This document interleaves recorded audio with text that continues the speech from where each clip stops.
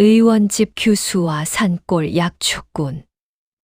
약재 창고가 텅 비어가고 있다. 아, 정말 큰일 났네. 어쩌면 좋아.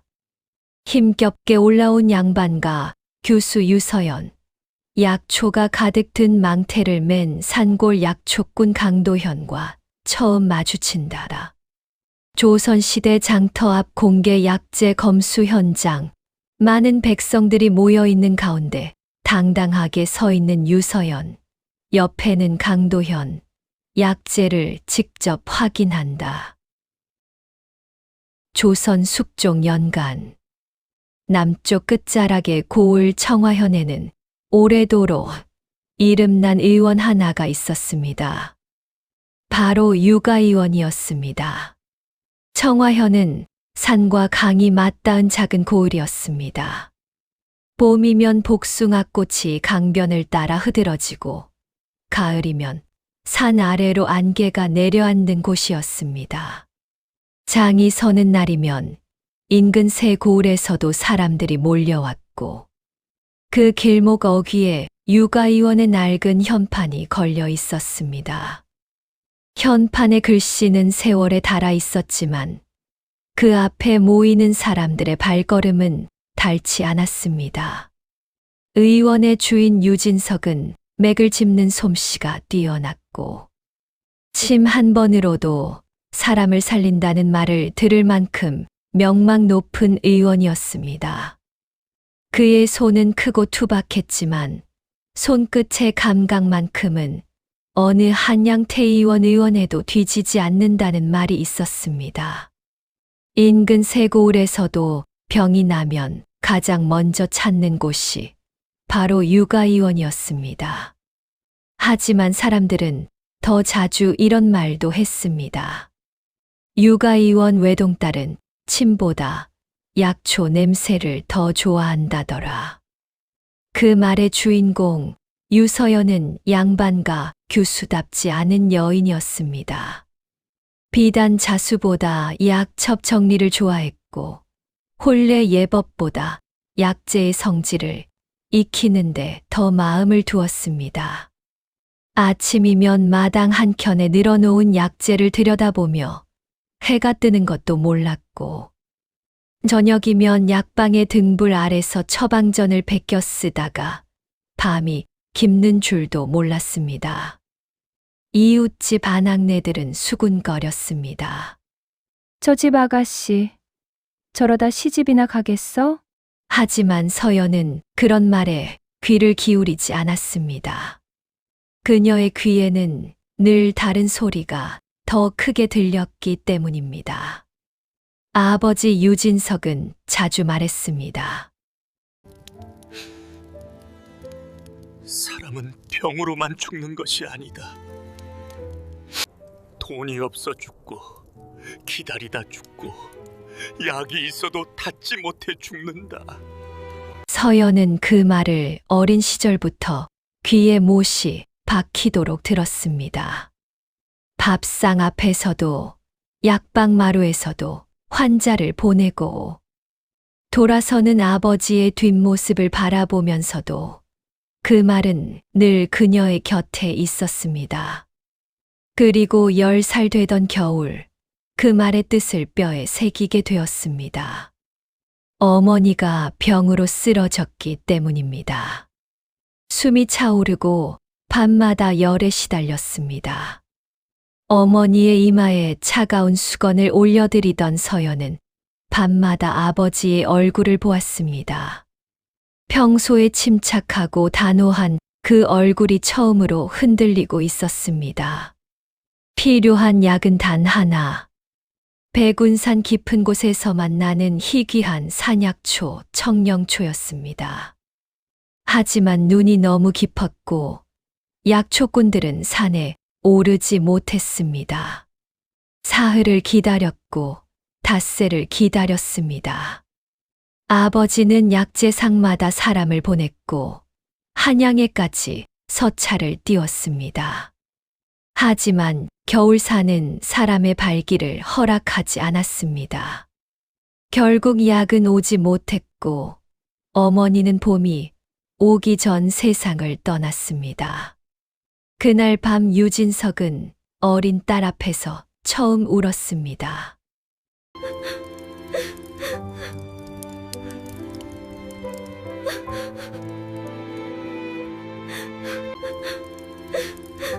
약이 늦어서 사람을 잃었다. 그 목소리는 낮았습니다. 하지만 서연의 가슴 속에 그 말은 천둥처럼 울렸습니다. 그날 이후 서연에게 봄은 다시는 예전의 봄이 아니었습니다.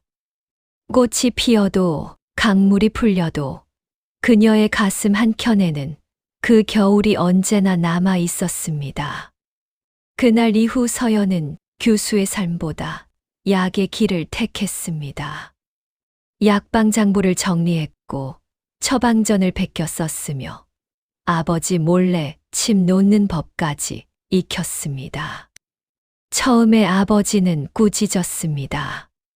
두 번째도 꾸짖었습니다. 하지만 세 번째부터는 말없이 지켜보았습니다. 딸의 눈빛 속에 있는 것이 단순한 호기심이 아님을 알았기 때문입니다. 그리고 또 하나 아무도 모르게 배운 것이 있었습니다. 울타리 너머의 지식이었습니다. 집에서 오래 일하던 늙은 유모 원래는 궁에 약방 상궁을 모셨던 사람이었습니다. 손등에 주름이 깊이 패고 허리가 굽은 노파였지만 그녀의 눈만은 언제나 산을 보는 것처럼 맑고 날카로웠습니다. 그녀는 늘 말했습니다. 진짜 약은 책에 다 적혀 있지 않다. 책에 다 적혀 있지 않다고요? 그럼 어디에 있어요? 산에, 그리고 사람에게. 원래는 이름 없는 풀을 보여주며 효능을 알려주었습니다. 백출은 뿌리의 결을 보고 고르고 길경은 향으로 좋은 것을 구별하며 황금은 흙 냄새로 땅을 읽는 법이었습니다. 그것은 어떤 의서에도 적히지 않은 오직 손과 코와 눈으로만 전해지는 지식이었습니다. 서연은 몰래 그것들을 배웠습니다. 처마 밑에 앉아 원래가 풀을 고르는 것을 지켜보며 하나씩 익혔습니다. 어떤 풀은 잎의 결이 중요하고 어떤 뿌리는 냄새로 신선함을 가리며 어떤 열매는 색깔만으로는 알 수 없어 껍질을 눌러보아야 한다는 것을. 그 모든 것을 서연은 작은 장부에 적어두었습니다. 아무도 열어보지 않을 낡은 장부의 빈 귀퉁이에 아주 작은 글씨로. 원래는 가끔 이런 말도 했습니다. 약초를 아는 것만으론 부족하다. 약이 누구에게 가는가를 알아야 진짜 의원이다. 어린 서연은 그 말의 뜻을 완전히 알지 못했습니다. 하지만 그 말도 장부 귀퉁이에 적어두었습니다. 언젠가 뜻을 알게 될 날이 올 것 같아서. 그리고 몇 해 뒤 그 지식이 육아의원의 운명을 바꾸게 됩니다. 그해 여름이었습니다. 처음에는 주막집 아이 하나가 열병에 걸렸습니다. 고열이 며칠씩 내리지 않고 숨이 가빠지며 온몸에 붉은 반점이 번졌습니다. 주막 주인은 처음에 여름 더위라 여겼습니다. 아이에게 찬물을 먹이고 부채질을 해주고 곧 나으리라 믿었습니다. 사흘 뒤 아이는 죽었습니다. 사람들은 불길하다 했습니다. 하지만 진짜 시작은 그 뒤였습니다. 장터 상인의 아내, 대장장이의 어린 아들, 관아의 하급 관리까지 같은 증세로 하나둘 쓰러지기 시작했습니다. 열이 오르고 반점이 생기며 숨이 가빠지는 것. 누구는 사흘 만에, 누구는 닷새 만에 쓰러졌습니다. 사람들은 그 병을 붉은 순병이라 불렀습니다. 누군가는 역병이라 했고, 누군가는 하늘에 버리라 했으며, 또 누군가는 강물이 더럽혀졌기 때문이라 했습니다. 육아의원 앞에는 새벽부터 사람들이 줄을 섰습니다. 밤낮 없이 환자를 받았고, 유진석은 며칠째 눈도 제대로 붙이지 못했습니다. 서연도 아버지 곁에서 약을 다리고 환자를 맞이하고 장부를 정리했습니다. 잠을 줄였고 끼니도 잊었습니다. 서연은 환자들을 보며 병의 흐름을 읽으려 했습니다. 처음에는 단순한 열병인 줄 알았습니다. 하지만 며칠이 지나면서 규칙이 보였습니다. 장터에서 시작된 것, 물을 함께 쓰는 집에서 퍼지는 것, 노인과 아이가 더 빨리 쓰러지는 것.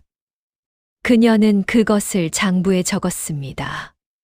아버지에게 말했습니다. 유진석은 딸의 장부를 들여다보다 잠시 말이 없었습니다. 이걸 언제 적었느냐? 환자를 볼 때마다 조금씩 적었습니다. 그는 더 묻지 않았습니다.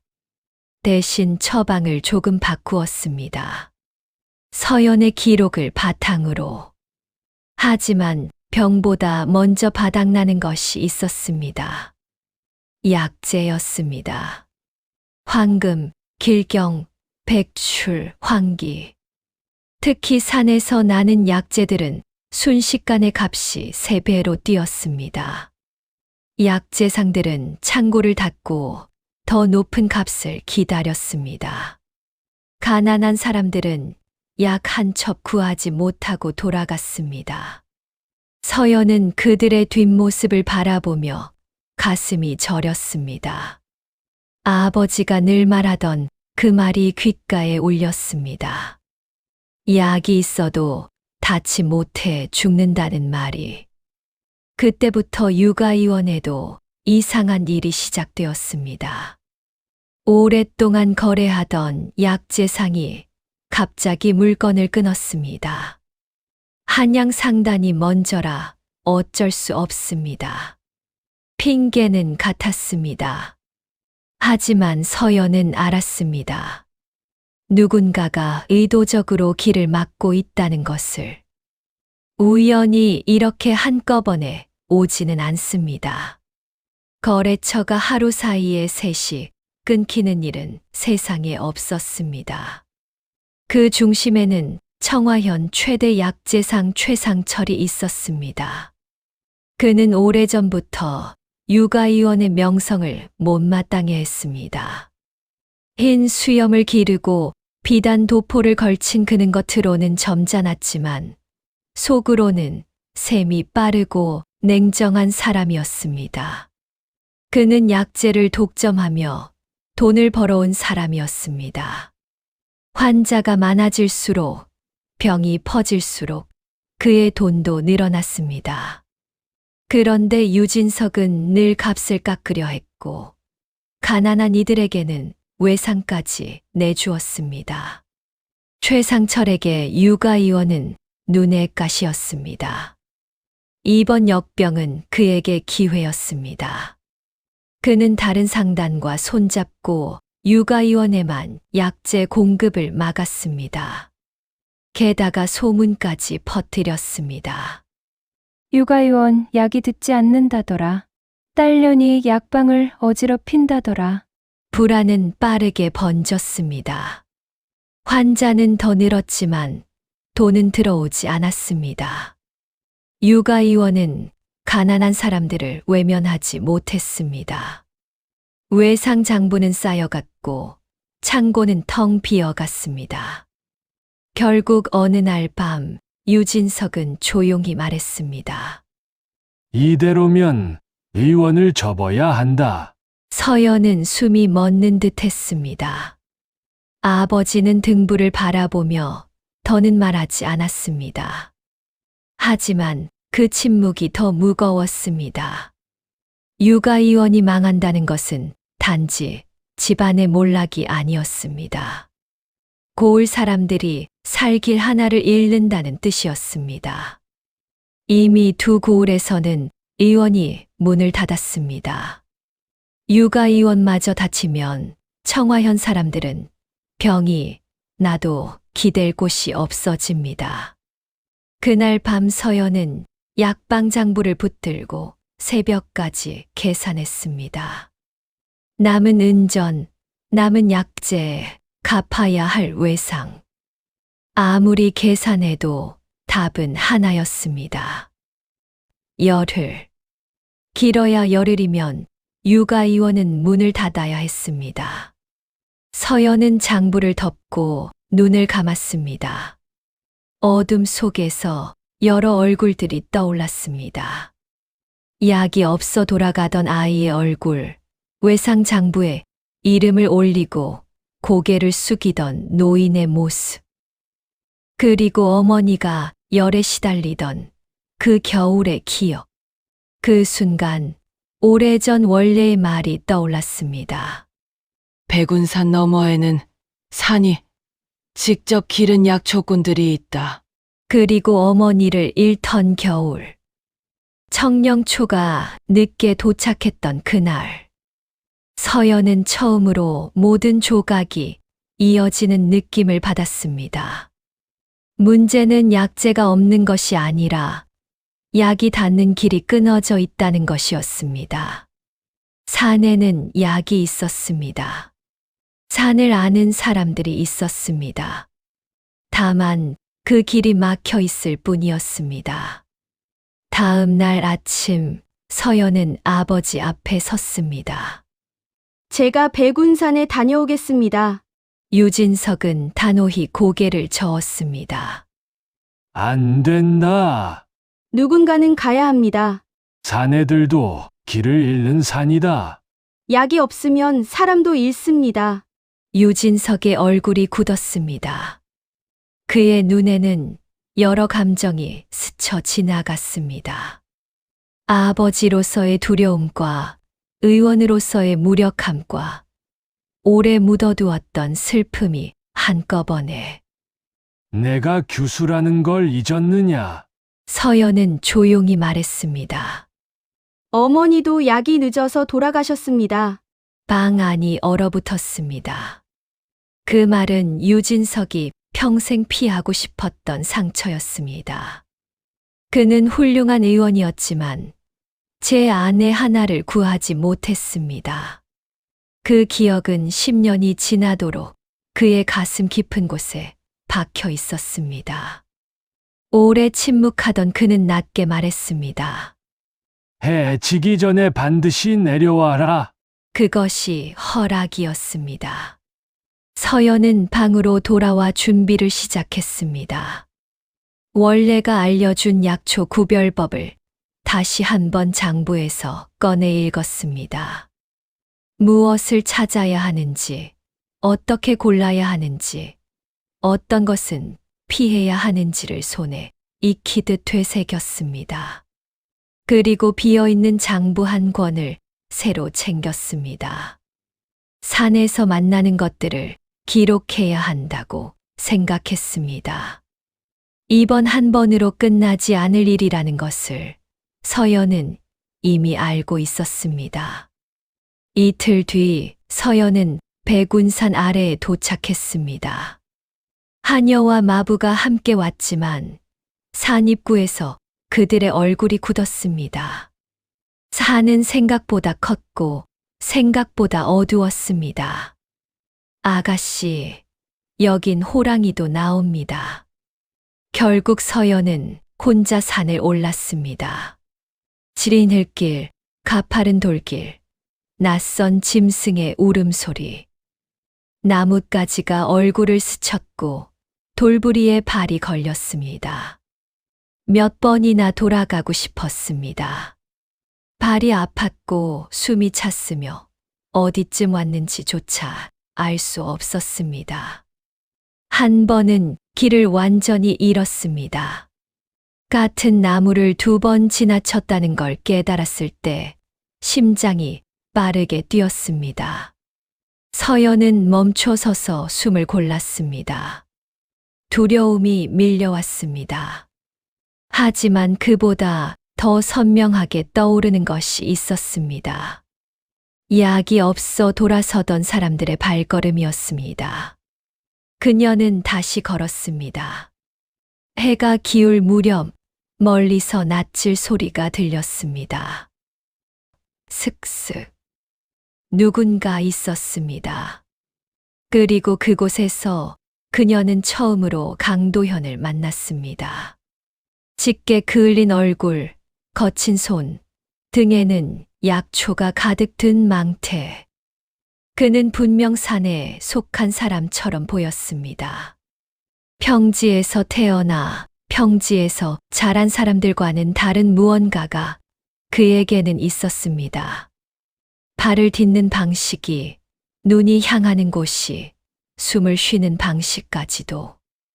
도현은 낯선 교수를 보고 경계했습니다.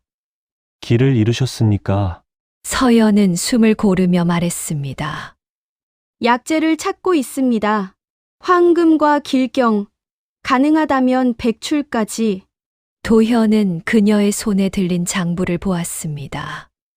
정확한 수량, 병의 증상, 약재의 우선순위까지 빼곡하게 적혀 있었습니다. 그것은 아무나 쓸 수 없는 장부였습니다. 약을 아는 사람만이 쓸 수 있는 글이었습니다. 그는 물었습니다. 의원 집 사람입니까? 육아의원 유서연입니다. 그 이름을 듣는 순간 도현의 눈빛이 흔들렸습니다. 그는 알고 있었습니다. 오래전 자신의 스승이 한 번 말했던 이름을, 청화현에서 사람을 가장 많이 살린 의원의 이름을 스승은 말했었습니다. 유진서, 좋은 의원이지만 산의 약을 너무 늦게 믿는 사람. 도현은 그 말의 뜻을 떠올렸습니다. 잠시 침묵 끝에 그가 말했습니다. 혼자 오신 겁니까? 네, 무모하군요. 서연은 지친 얼굴로 웃었습니다. 알고 있습니다. 하지만 의원이 망하게 생겼습니다. 도현은 처음으로 그녀를 똑바로 바라보았습니다. 그 눈빛 안에는 두려움보다 책임이 더 많았습니다. 체면을 위해 온 사람이 아니었습니다. 자존심을 세우러 온 사람도 아니었습니다. 그저 사람을 살리러 혼자 산을 오른 사람이었습니다. 그는 짧게 말했습니다. 따라오십시오. 그 한마디가 육아의원을 살리는 시작이었습니다. 도현은 서연을 산속 깊은 곳으로 안내했습니다.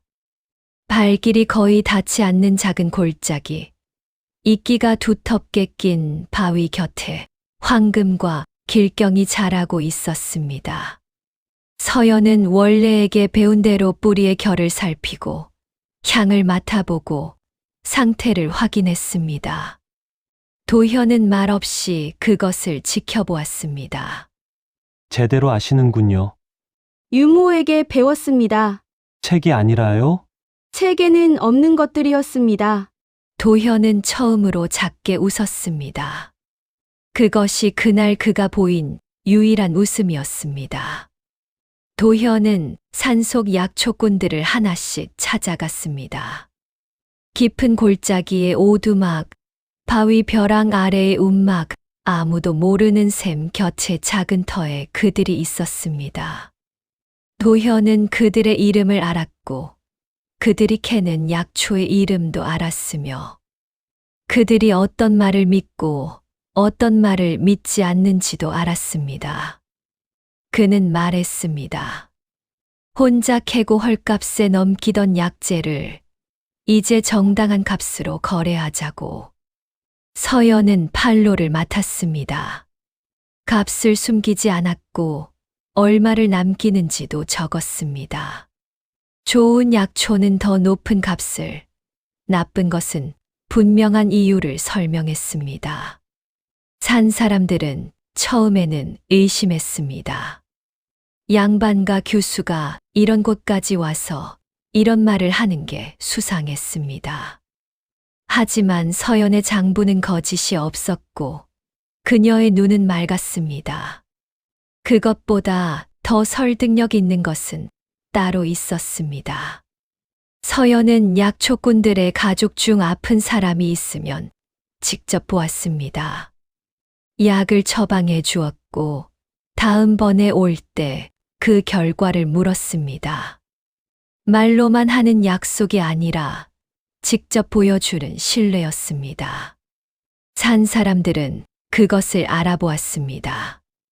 그들은 오래 살면서 사람을 보는 눈이 생긴 이들이었습니다.